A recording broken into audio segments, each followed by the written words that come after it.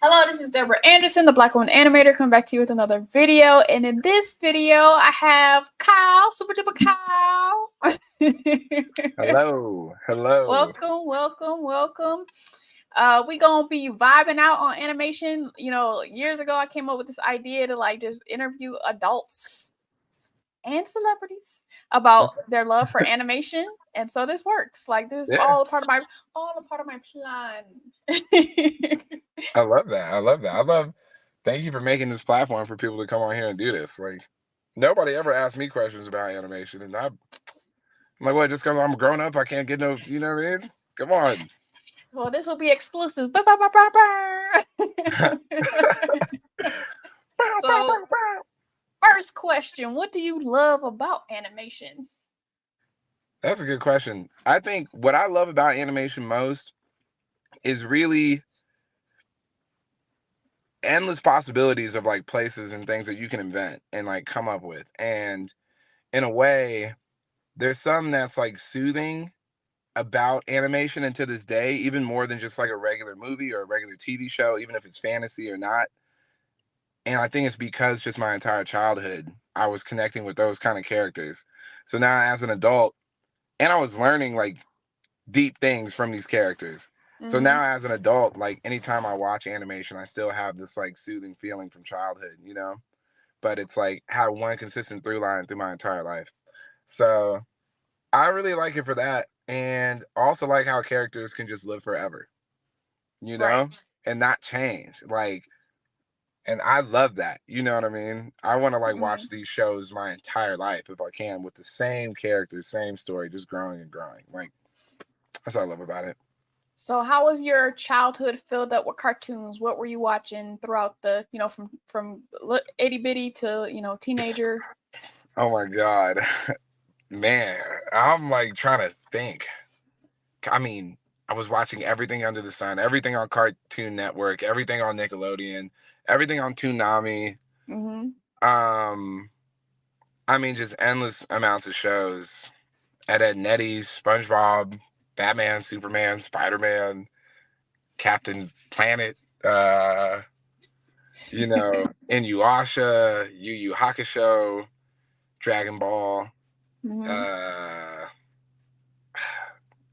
I mean, even now as an adult, Attack on Titan, Rick and Morty. Did So you many ever things. have that Powerpuff Girls. I loved Powerpuff Girls. I Did you ever loved have that. that elementary, middle school phase of drawing any of the characters, anime characters or anything? So the thing is, I did, right? But see, here's the thing. Okay, I am I'm good at a lot of things. Drawing is just not one of them, and it sucks because my whole family, my mom, my sister, my aunt, they can all draw amazing. And then God was just like, well, hey, hold on. Not him. So I mean, I just, we're just gonna give you music though. yeah, take music, take acting, take all that other stuff, but just come on. And my favorite character to try and draw was always Bulma, and I would always try and draw Bulma in all these ways, and it's just I had to stop doing it because I was like, at this point, I'm doing a disservice to Bulma. If she ever came to life and met me, she would just slap me and be like, "Stop drawing me. You make me look crazy every time. Stop." Yeah. So, what animated content are you watching now? Animated content that I'm watching now, I really like Castlevania.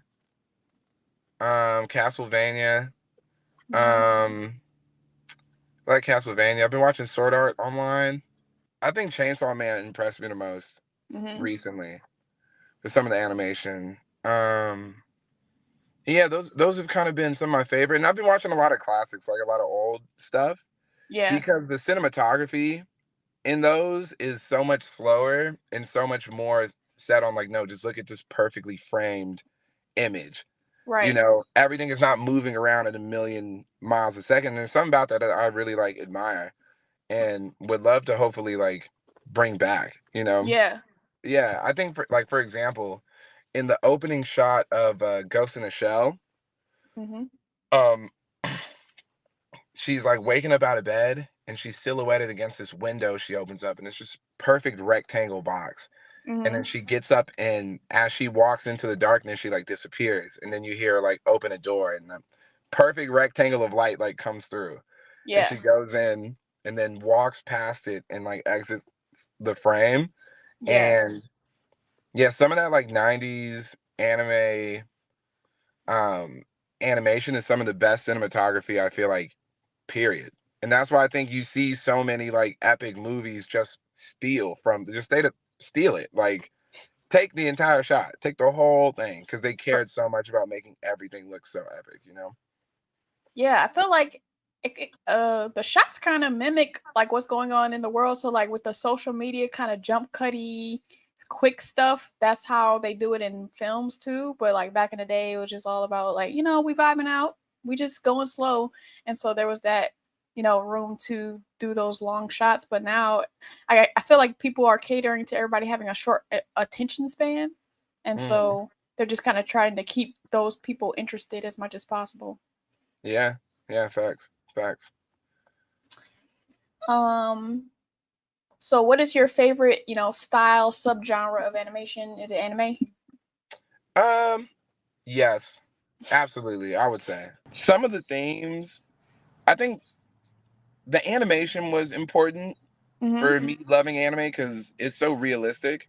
It's like Yeah. hyper realistic, whereas the majority of the American cartoons were not. They were like a legitimate cartoon like that. Yeah. Nobody is like that, or water doesn't shine like that, Right. or trees don't look like that and move like that. And I feel like anime had so much more realism in it. Mm-hmm. I think I loved it a lot for that reason. And then two, I just kind of liked sort of, I mean, at sometimes they're definitely way too emotional. It's like nobody needs to scream for that long. You know what I mean? Like, you don't need. I've never screamed for like 45 seconds ever in my life. Mm-hmm. I don't know if anybody has. I don't know if anybody's ever just went for like that long. I mean, because you can't even hold like singers can't even hold a note for that long. So I know a person can't scream for that long. Yeah, how are they doing that? Shout out to them voice actors. Like, but yeah, I would say that anime is my favorite subgenre. Mm-hmm. I think somebody told me that sometimes the way they do the stories in anime is like because the Japanese culture is so subdued, they kind of release what they wish they could do in anime through anime. Yeah, I agree with that because sometimes you'll see some that just like look insane. You're like, okay, well, never seen a person with a 14 pack. You know what I mean? They'll like have that, like, Right. like, and there was parts of that I guess that were cool. That were appealing. It's almost like a superhero in a way of like, Mm-hmm.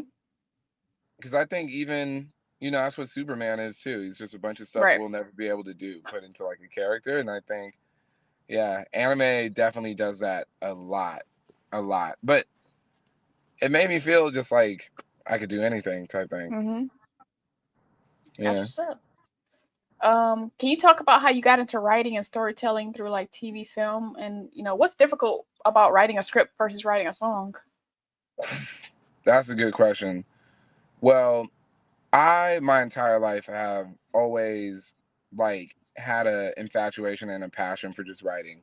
I remember Mm-hmm. even when it was like first grade, we're supposed to write an essay on like a tree, and then mine would turn into like this dramatic ass story, and somebody always died, and like all this crazy detailed stuff. So I just really loved stories. I just really loved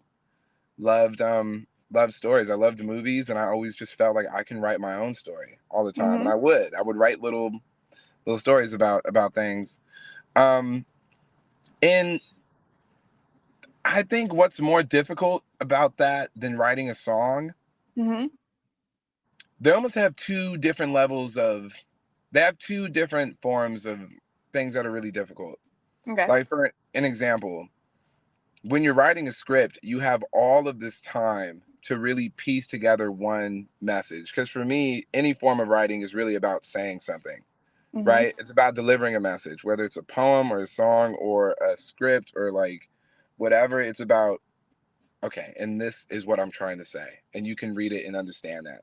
Mm-hmm. In writing a script, you have so much time to kind of lay out this message in this much longer way. But the difficulty in that, which I've learned a lot, you know, from like working with Carl and working with JD Samuels and like really talented professional writers, is you also have so much opportunity to like get lost and, Yeah, move the like not goalposts. connect things, you know, and not connect things and all that. And then in the song, the really difficult part about writing a song is trying to get that message out in 4 words, and also make the 4 words, you're trying to get, you are trying to say a message without saying it. And Yeah. it's strange. And you're trying to do it within like 10 words. You know, sometimes 4 words. Sometimes the verse is, I don't know. You know, sometimes you're just trying to say I love you without just saying, Yeah. hey, I love you so much. It's, Mm-hmm.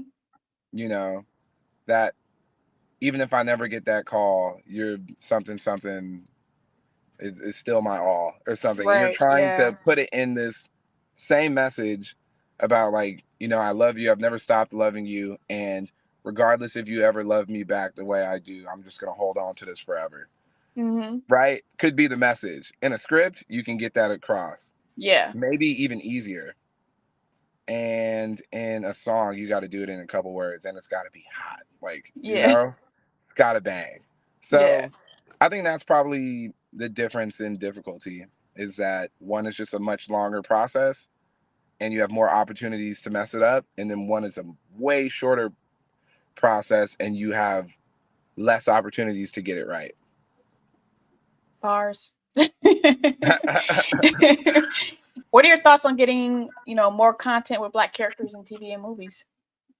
I think my thoughts on that are that it is OD important for us to have representation, and not even just more Black characters in movies, the right Black characters in movies.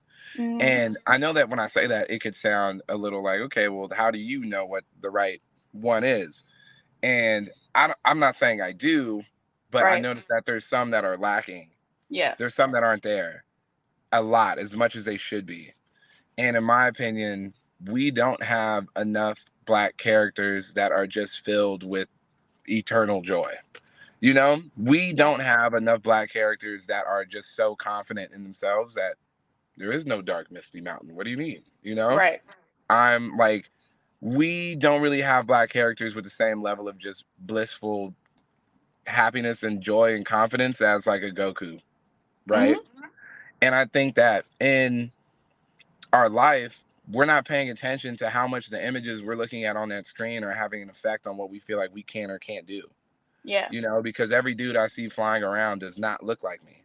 And me believing I can fly as a little kid will make me believe that I can become successful. You know, Right. flying's much harder than becoming like, I don't know, like successful in your field. Right. And I think that we need more characters that are not based around revenge. They're not Mm-hmm. pissed off. Okay. They're not mad. You know, they're not pissed off. They're not any of those things. They're They are not just attached to trauma. not attached to trauma. They're not like it starts off and their family was slain and now Right. they're trying to just go and seek revenge and like destroy the person who did it. How about maybe they're in such an awesome place mentally, physically, spiritually, and all that, and the forces of evil are trying to like take that away from them, like a Dragon Ball or something, and they can't do it because, Mm-hmm. you know what I mean, they're just that okay with themselves. So Right. that's kind of what I feel like is important about getting more Black characters on there. They are not attached to trauma, not attached to revenge, not attached to violence, just straight up fantasy and joy, you know? Fantasy and joy and just kicking bad guy butt. Like super simple, super easy. And for whatever reason, it doesn't exist.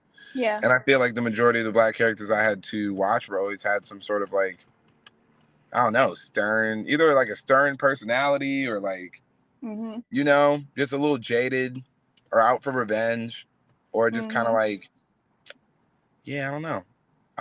I want more, just like, I want more Penny Proud, you know, who's Yeah. just, she's like not in this insanely broken family and has to like crawl herself from the slump. She's just like a normal girl, and she happens to be the nice, like happy one. You know what I'm saying? Like, Yeah. that's fine. Like, just show us more images of ourselves just being super content and okay. And actually, on top of that, show us images of us soaring around, zapping things with our eyes. Like, you know what I mean? Like, just unaffected and unafraid of the bad guy. I've never seen Superman like super pressed. Like, they're gonna destroy me. Or the same thing with Goku. They just believe in love and they believe in taking care of the people they love. And it's just a bunch of positive stuff that, for some secret reason, just never gets greenlit. Mm-hmm. And then more characters where, you know, when we're locked into our community, we can tell when we didn't do it. We didn't do that character, or we didn't do that storyline. Like, it's very obvious. Yeah. We're like, like, even for me, sometimes it's like there are multiple ways to be Black, but not that way. Like, that's a white person's interpretation of being Black. No, for real. That, I mean, and that was like the most prevalent thing that I like just had to accept, you know, I guess. I just had to be like, okay. Like, and the thing is, so much of our like historically awesome like Black characters, and especially like not even just in animation, but more like in a movie or something, right? Like an epic character that we remember is just such a massive, like, this script was not written by somebody like us. Yes. You know, and it's the most popping one, you know? Like, and maybe I don't even know if I have proper context on this. So maybe I shouldn't say it, but yeah. I probably won't until I know who wrote the script, because like, actually somebody did write that. But just some of these characters I remember, I'm just like, that's the most notable image to me of like this kind of Black person, and I wonder if it's even made up by us. Right. I don't know. You know, I don't know. We kind of talked about it in this last question, but like, what are you hoping to create, and what do you hope people create in movies, like animated movies? Like, are there any specific storylines? Obviously Black Joy, but what is like what is a dream storyline that you're like, I wish somebody would create this? The storyline I wish was added to the world of animation, especially Black animation, is I want to make a storyline based around a character whose main power or main, like, you know, attribute about them that makes them prevail over evil is just eternal optimism. Like, I want a storyline based around somebody who believes everything is going to go right, and then it all goes right. Yeah. Because that, to me, in real life, is the most important key to actually being successful or being able to like have a positive impact on your own life, is believing that it's going to be so. Yeah. You know what I mean? Like, and I think that sometimes when all of the stories and characters are based around hopelessness and trauma and all this crazy stuff, you just feel either happy that they got revenge or happy that they survived. Yeah. And the whole time, I just feel like when you believe everything is going to go good, it does. You know, like the person that believes they can and the person that believes they can't are the same. They're both right. And that is really a storyline that I would want to see. I want to see somebody, a Black character, with just eternal optimism that does not give up hope and doesn't even get bogged down by the evil forces at bay. Because I believe that the real war on like social justice is really just a war on the image. And like, and it's always been that way. Propaganda and all that has always been that. And I feel as if they can show you images of yourself that don't have hope and all that stuff, that's how they'll just rob you of your joy. And I feel like my entire life, like, I'm a pretty like upbeat, happy-go-lucky dude, you know? And my entire life, I feel like something has been trying to take that from me. You know what I mean? I genuinely believe that. And that's the storyline. The forces of evil are trying to steal this character's joy, steal their hope, and they can't, because the person is just has eternal optimism. They're too optimistic. They're too stoked on life. They cannot be beaten down. I feel like That's that's a the thing. bomb ass storyline. Yeah, they Because want I to feel break like, your spirit. animation is about being fantastical, and maybe somebody would immediately hear that and be like, "Oh, that's not realistic." But what is realistic in animation, and why we can not be quote unquote realistic, and it still can work? Like, why can't we do something Absolutely. different? Goku is an alien with a monkey's tail who never frowns, never does none of that. You know what I'm saying? And just always believes he can win against Mm-hmm. all odds. And then he does. That's not realistic either. You know what I mean? Right. So I want to see myself doing that, or Mm-hmm. somebody that looks like us Mm-hmm. doing that. And I feel like it will just do so much like good for the minds of kids at home watching themselves do that. They're gonna Definitely. start acting different, talking different, like, you know, Yeah, and it can because be done in a positive way. I feel like in my 20s, when I was a little bit less jaded, I feel like I'm very, I haven't been thrashed by life, but when I was more optimistic, I had an idea for like a board game like called Optimism, where you just saw the good in everything. Yeah. And I haven't thought about that in so long. Nah, because they Because got life you. be life. Life is life, and now you watching Batman and shit. Like, yeah, You like what? As you get older, you're like, curmudgeon old people have a point. Like, not everybody should be like that, but I get it. yeah, you start getting beaten down by life and whatnot, and like, see, now imagine if the content we were watching even just helped with that. Yeah. Like, even in a similar sense of like music. When you're sad, you can put on a sad song, but when you're sad, you can also put on like Happy by Pharrell and like get up out Yeah. of it, Yeah. Like, and I think that's why superhero movies are so popular now, because life is life and hard on everybody, and they want to go watch somebody whoop that, Mm-hmm. And yeah, so that's kind of, if I could see anything come to the animation space, it would be that. Nice. What do you wish the animation industry would stop doing? That's a really good question. It's kind of hard for me to answer because I feel like if something gives me an icky feeling, I just don't continue watching it. So Yeah. it's like they can kind of do what they want. I hope they would do something more. You know what? I wish that the animation space would stop making, and maybe this is just a personal one, right? Yeah. But I wish that they would stop making like cartoons that lack like real deep, like kind of emotional and empathetic like moments in the cartoon, even if it's for Mm-hmm. kids or whatever. Because Yeah. I feel like the amount that you can grow as a person from watching a cartoon that also deals with like something really poetic and like kind of like a real internal issue.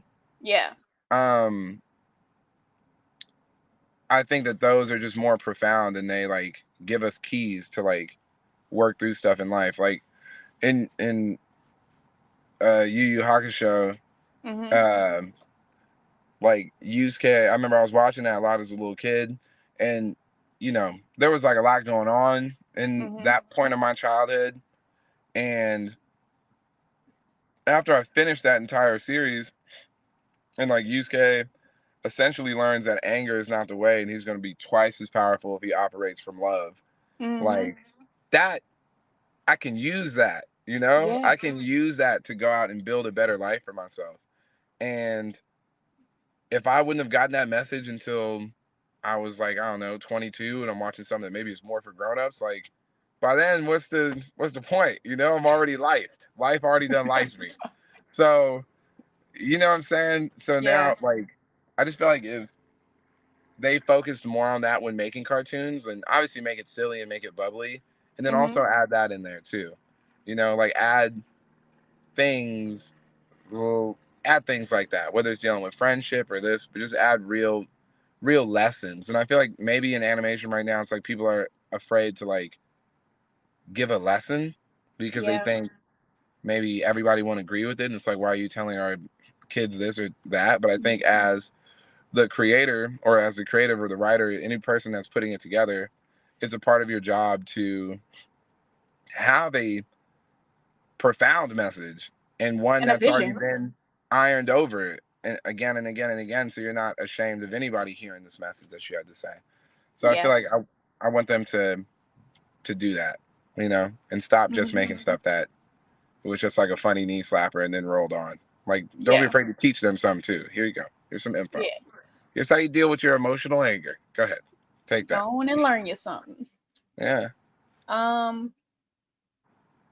As someone who has been an independent artist, what do you think is the power in that? And what advice can you give to people who want to try and do animation independently? Like, what do you hope Black animators are doing in this current landscape of like animation software on your phone, YouTube, TikTok, Patreon, etc.?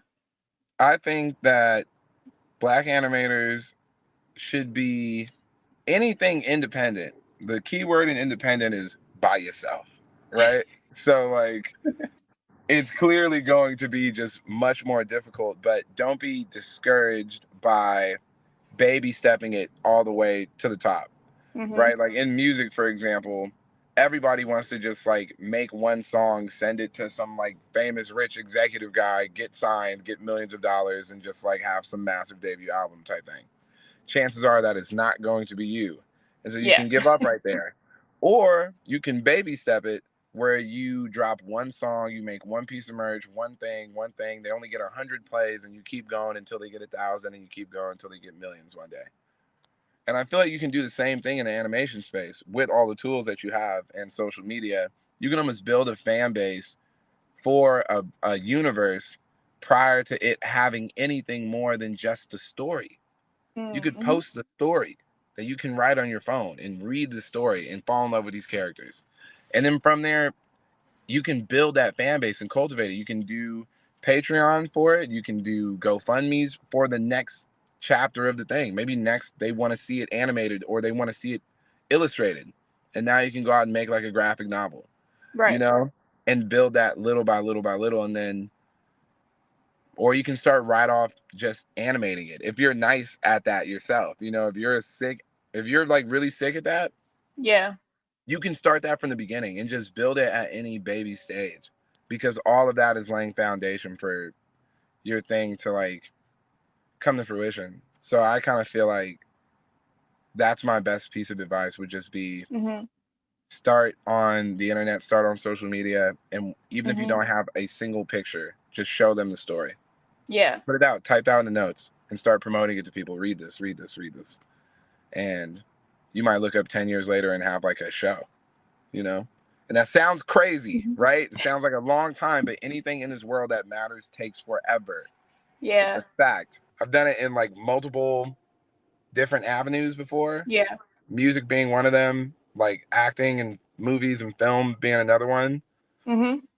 Every one of them things took me more than 10 years to accomplish anything like noteworthy.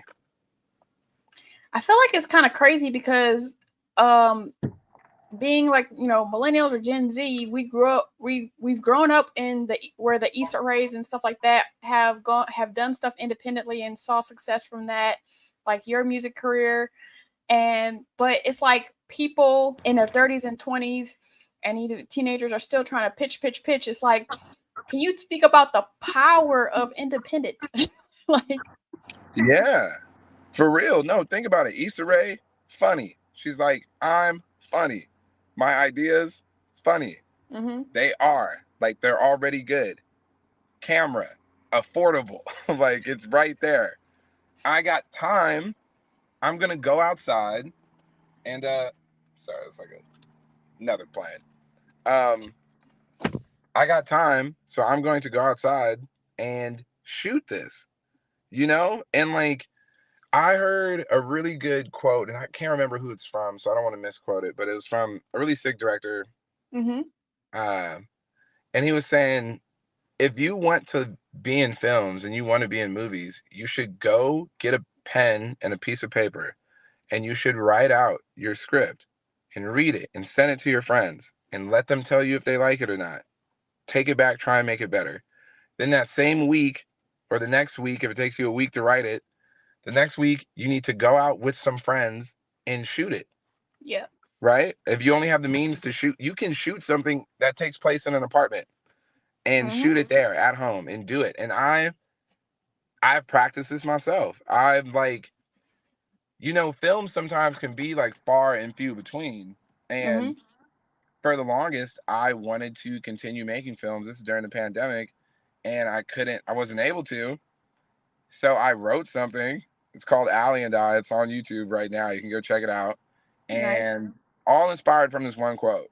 Wrote it, got my friends to help me write it, then got my friend to help me like make it better and write it and direct it.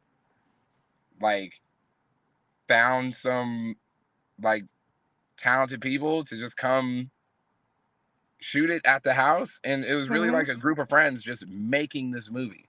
And it's there. And even if, because I think perfectionism gets in people's way. And that's why they want to skip the part where, Issa Rae's Insecure didn't look as polished when she was shooting it herself on like a DSLR camera, or however it was that she shot it.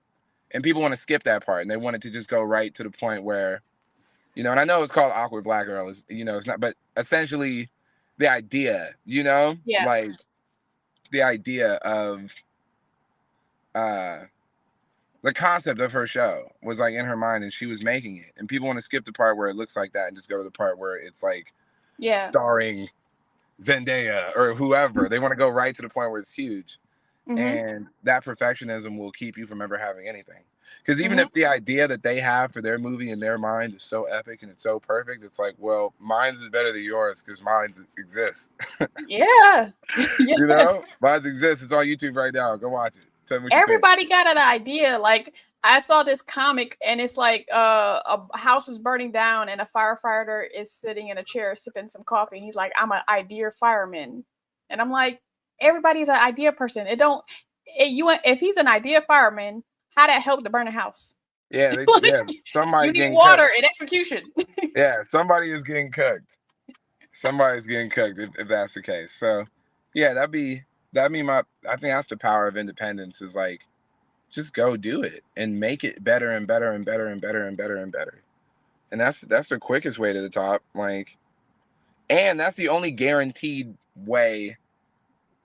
That is the only guaranteed way towards like progression. Seth Rogen had a really cool quote too. Like, if you start and you don't give up, two things could happen. You could never make it, or you could make it. But if you don't start, then only one thing is going to happen. You're definitely never going to make it. It's your career choice you want. So just start it. Just do it. Like, just go do it. Somebody might watch that movie and clown like, oh my God, the lighting is not. It's not, because I shot it myself and like did it, but by the way, it's amazing. Like, and it's better than whatever you got cooking in your. Completed something. Yeah, it's completed. It exists. It's better than whatever you got cooking up in your mind right now. And the thing is, there's a difference between having the idea written down and being able to. People can tell the difference between a writer who has executed something and a writer who's just written things, because there's a difference between how you write when you've actually done things and you know what the reality of like shooting this is and like the budget. And so if you got like little, your little penny stuff on like that you're doing, that is teaching you how to write for the reality of production. Yeah, no, for real. And that's a whole another like really accurate point right there. Like, also too, the only way you're gonna learn is by doing, really, because you can imagine everything in the world and then you get to actually making it and you realize how many errors are in your script because this is how you actually shoot it now. And so just start doing it. Start doing it right now, even if you're just doing it for Instagram or TikTok or wherever, or YouTube. Just go film them, go write them, go film them, believe in them, promote them, get better over time. Who cares if people are like, whoa, this is low budget? Yeah, duh, I shot it on my iPhone. But guess what? It's better than yours because yours does not exist. Like, so. All right, a couple, rapid fire questions, then we can be done. Okay. me pick a. Do you have a guilty pleasure animated like TV show that you watch? Like, for example, for me, I'll probably pick like a kid's show if I watch like, Paw Patrol or something. Like, do you have a guilty Ooh. pleasure like or embarrassing TV show that you watch or animated movie? Yeah. Ooh. It's not even maybe it is a guilty pleasure. I don't know if this is a guilty pleasure. I really don't know. I feel like this is probably really good. But I love this movie called The Good Dinosaur, and every time I watch it, I cry. Like, if I ever need to get a real good cry out real quick, I'll look around, like, go to Disney. Good Dinosaur. That's what's up. Yeah. If you had a clique of animated friends, which characters would be in your clique? So for me, like this might seem weird, but like, Sebastian, Daria, and like Zazu, like I can connect with people who other people think is mean, but they really are loving. Okay. So like, who will be in your clique? In my clique? We're gonna throw SpongeBob in there just for pure entertainment, right? He's gonna annoy a lot of us, but I'm gonna think he's funny. And when he annoys somebody else, I'm probably gonna laugh at that too. So I'm gonna add SpongeBob in there. We adding Goku in there for protection. Yeah, we adding Goku in there for protection. I'm adding Faye Valentine in there just in case we ever get in like a real jam or something, like with the cops or something, and we need somebody who can like pick locks and do all types of extra secret agent stuff. Last but not least, even though he's not technically like a human and I can't talk to him, Pikachu. Just sit there and look cute, That's our squad. Vibes. What animated character would you find annoying in real life? Jerry from Tom and Jerry. Let's call it what it is. That guy's annoying. Let's just state the facts. Just state the facts. All he does is lay traps all day and like hit you with like a thumbtack and like then throw a pie at you. Just agent of chaos. I don't know if Tom is the bad one in that scenario.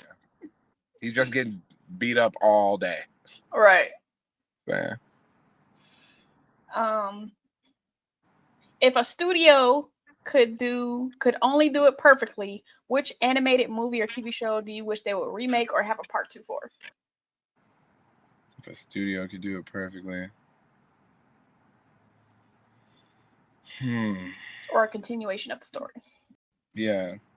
I would love to see a continuation of Cowboy Bebop, the animated one. I don't want to make it real life. All right, let's not do that. Let's continue the animated one and see all those people like kind of like find their ways like back, Yeah. Or just see what the aftermath of all that stuff that went down would like then create. Yeah. Because it just each one of those episodes were like either Faye is leaving or Jet's leaving, like kind of all ended in this crazy poetic way. I'm just like, wow, there's so much more depth to you that I want to discover. Yeah. Yeah. So I want to thank you for coming on my platform and showing your love for animation. I really appreciate it. Yeah. Thank you for having me. I just look forward to what you're doing, what you're working on, and seeing in with your music career and with the TV film stuff. So keep going. Thank you. Yeah. You are awesome. Thank you for making this platform. And I look forward to talking to you again soon, And to everyone out there, I want you to like So I Know It's Real, comment and tell me how you feel. Subscribe to Citadel and sign up for post notifications to show your zeal. And I'll see you in the next video. See ya.